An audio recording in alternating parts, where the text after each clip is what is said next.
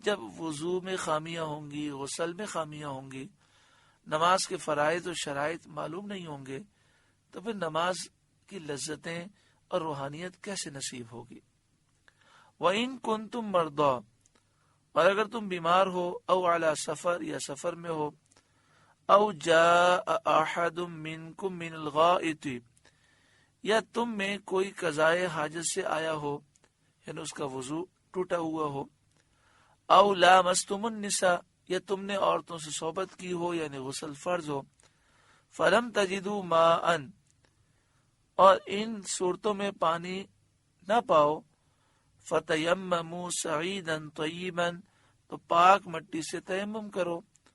فامسحوا بوجوہکم وایدیکم منہ، تو اپنے منہ اور ہاتھوں کا اس سے مسح کرو۔ تیمم کرنے کے مسائل اس سے پہلے گزر چکے ہیں، مزید تفصیل جاننا چاہیں تو بحر شریعت کے دوسرے حصے کا مطالعہ فرمائیں۔ ما یرید اللہ لیجعل علیکم من حرج، اللہ نہیں چاہتا کہ تم پر کچھ تنگی رکھے، ولیکن یرید لیطہرکم، ہاں یہ چاہتا ہے کہ تمہیں خوب ستھرا کر دے، ولیتم نعمتہ علیکم، اور یہ چاہتا ہے کہ اپنی نعمت تم پر پوری کر دے، لعلکم تشکرون، تاکہ تم شکر کرو، واذکروا نعمت اللہ علیکم، اور یاد کرو اللہ کا احسان اپنے اوپر، جو اللہ تعالیٰ نے تم پر احسان فرمایا اور تمہیں مسلمان کیا، وَمِيثَاقَهُ الَّذِي وَاثَقَكُم بِهِ، اور وہ عہد یاد کرو جو اس نے تم سے لیا، جو اہل مدینہ نے مدینہ شریف سے آ کر منا شریف میں ایام حج میں جمرۃ العقبہ کے قریب جب انہوں نے خیمے لگائے تھے اور نبی اکرم صلی اللہ علیہ وآلہ وسلم سے انہوں نے ملاقات کی ہجرت سے پہلے، اور انہوں نے جو عہد کیے وہ عہد یاد دلائے گئے، اور حدیبیہ کے مقام پر جو بیت رضوان میں عہد کیا گیا وہ عہد یاد دلایا گیا۔ اذ قلتم سمعنا واطعنا، جبکہ تم نے کہا ہم نے سنا اور مانا، یعنی تم نے کہا کہ ہم نبی اکرم صلی اللہ علیہ وآلہ وسلم کا ہر حکم ہر حال میں مانیں گے۔ واتقوا اللہ، اور اللہ سے ڈرو، ان اللہ علیم بذات الصدور، بے شک اللہ دلوں کی بات جانتا ہے۔ یا ایہا الذین آمنوا، اے ایمان والوں، کونوا قوامین للہ شہداء بالقسط، اللہ کے حکم پر خوب قائم ہو جاؤ، انصاف کے ساتھ گواہی دیتے ہوئے، چاہے کسی سے تمہاری دشمنی ہو پھر بھی انصاف کرو، تمہارے رشتہ دار کا نقصان ہو رہا ہو پھر بھی انصاف کرو، ولا یجرمنکم شنآن قوم علی الا تعدلوا،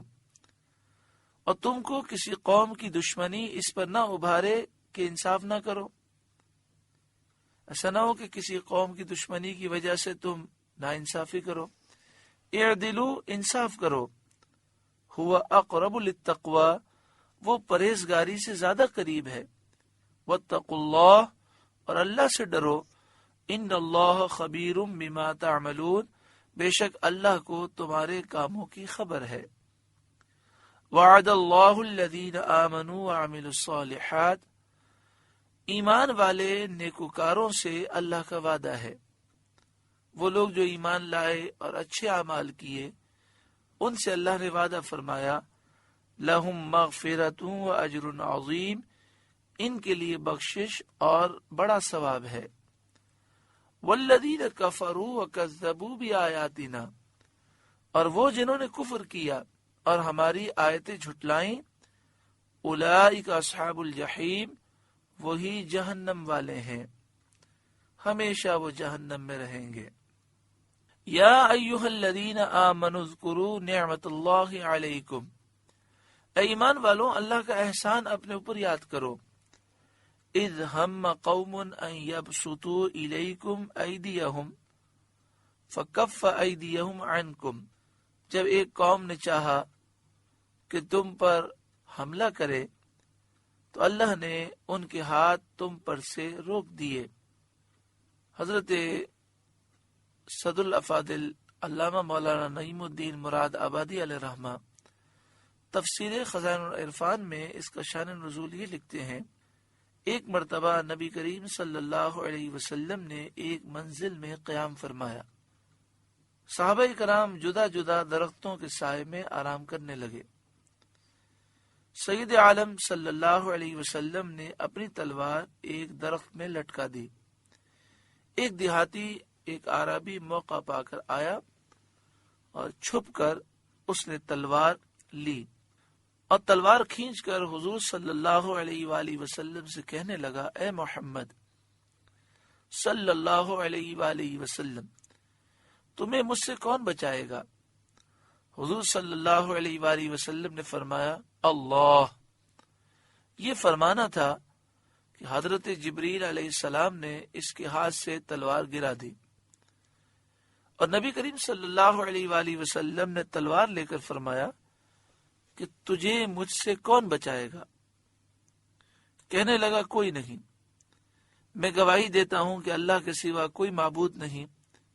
اور گواہی دیتا ہوں کہ محمد مصطفیٰ صلی اللہ علیہ وآلہ وسلم اس کے رسول ہیں۔ اس موقع پر یہ آیت کریمہ نازل ہوئی، اے ایمان والوں، اللہ کا احسان اپنے اوپر یاد کرو۔ جب ایک قوم نے تم پر حملہ کرنا چاہا، تم پر دست درازی کرنے کا اس نے ارادہ کیا، تو اللہ نے ان کے ہاتھ تم سے روک دیے۔ واتقوا اللہ، اور اللہ سے ڈرو۔ وعلی اللہ فلیتوکل المؤمنون،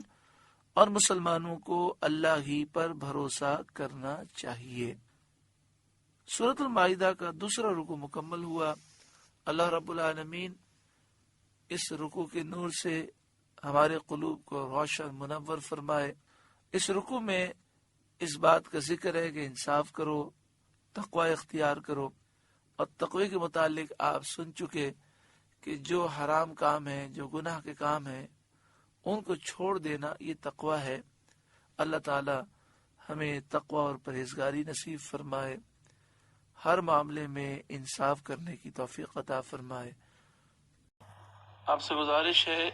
کہ قرآن کے اس پیغام کو